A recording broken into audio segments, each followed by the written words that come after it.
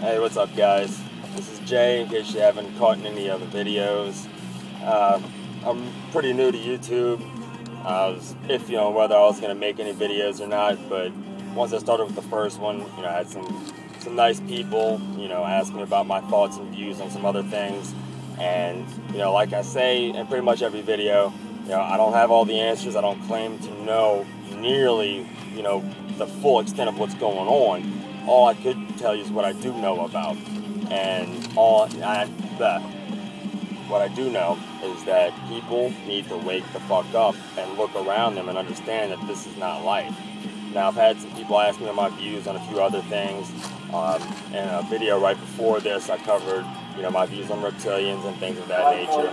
Now, there are things that I did tediously research the validity of, and I use those facts with my own, personal beliefs and my own personal observations, because these things were put into effect many, many years ago, and they've orchestrated this plan very well. And if it was so easy to figure out, lots of people would know about it already. There's a lot of information out there that's never going to hit the internet, because if you don't think that they control all that stuff, well then, I don't even know why you're watching a video like this in the first place. But moving right along, the things I'm going to cover in this video is, my views on HAARP and secret societies and stuff of that nature.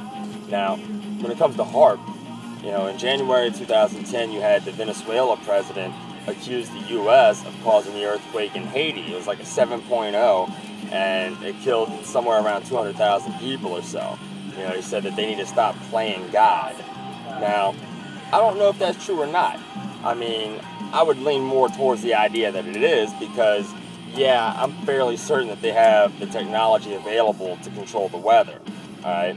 Now, the only thing with that is that Chavez didn't clarify his sources or say where he got this information from. But my reasoning is, if you're going to go on TV and make a statement like that, you got to be pretty confident in what you're saying to come out and say something like that.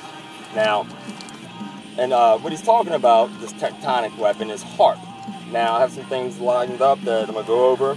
Now, HAARP stands for High Frequency Active Auroral Research, and the government insists that its objective is to analyze and study the ionosphere and maybe the possibility of technology for communication and surveillance, which is BS. You know what I'm saying? They've had plenty of scientific testimonies testifying to what they're trying to do, and in essence, one of the ways I've had it explained to me, or I've studied up on myself, is they use what's called ELF waves, which is extreme low frequency, and they use this lensing technique to shoot these waves from 72 antennas that they have. That's HAARP, and they use these radio waves to make the ionosphere bubble up, and when it bubbles up, everything else kind of has to follow.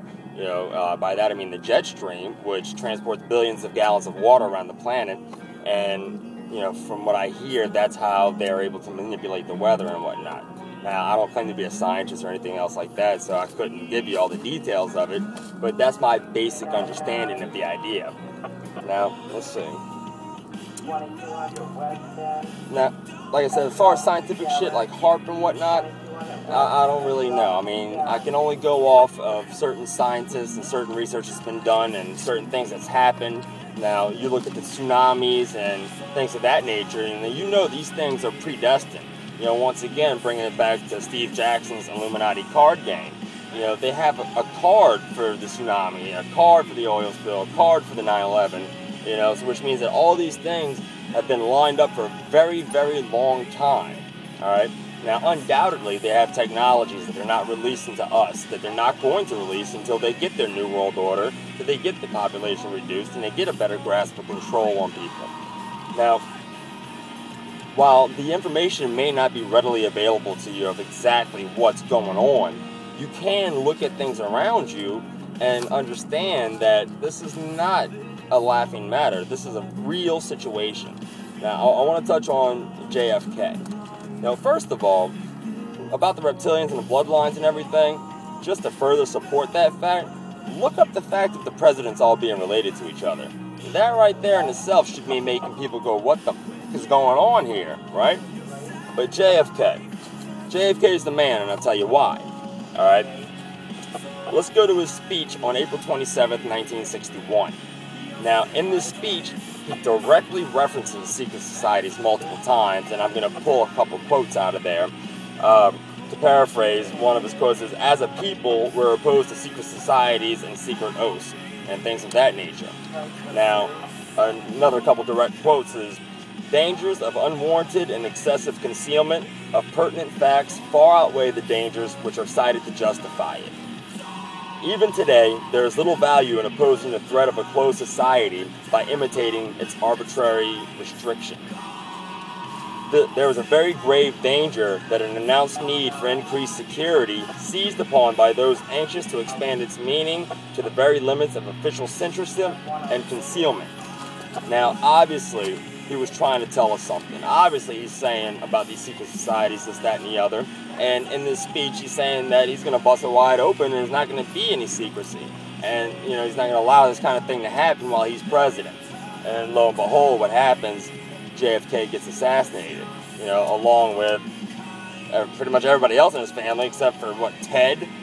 But, you know, there's a lot of things you can look at to know an idea of what's going on. Like, let's take Bush and Bush Jr., Bush Sr., and Obama and all that stuff. Now, a lot of people don't want to realize or don't want to admit it, but they are Satanists. They practice Satanism. And when I say Satanism, you know, it's not necessarily the devil they're conjuring up, but, you know, reptilians are, you know, from what I understand, masters of astral projection, which I can tell you for 100% fact is real. Once again, we all have our personal experiences. But the idea with this is, you gotta look at a few facts. One, Bush Jr.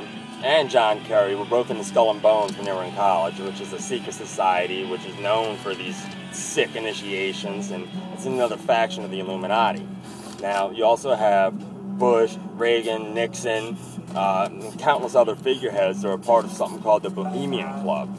Now, journalist Alex Jones infiltrated the Bohemian Club and was able to videotape them doing something called the cremation of care.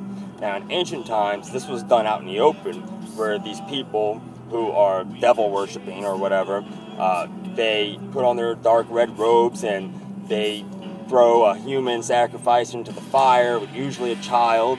And so Alex Jones is videotaping them doing this ceremony, and they use a mock person, or what I hope it was a mock person. You know, and then he ambushed journalists, these guys, and said, "Hey, you know, aren't you part of the Bohemian Club?" And, "Oh, we can't talk about that." "Well, you know, were you there for the cremation of care?" "Oh, I don't know what you're talking about." And then he goes into, "Well, I'm the guy who videotaped it and put it online, yada, yada, yada," and they get all mad and walk away. Now, I mean, that right there is like a blatant sign to everybody that you need to wake up and look who's running your country, look who's running your world. You know what I'm saying? And then Obama. It's not coincidence that he's here. You know, all this was planned. These people were bred and raised and conditioned for these roles that they're playing in power. All right, they're submissive to the Illuminati, if not reptilians themselves. You know, like I said, if it was that easy to figure out, we'd already know about it. But it's the sedation that they keep us under that keeps us from finding this out, or even wanting to find it out. We'd rather be content stumbling through life, pretending it's all about money.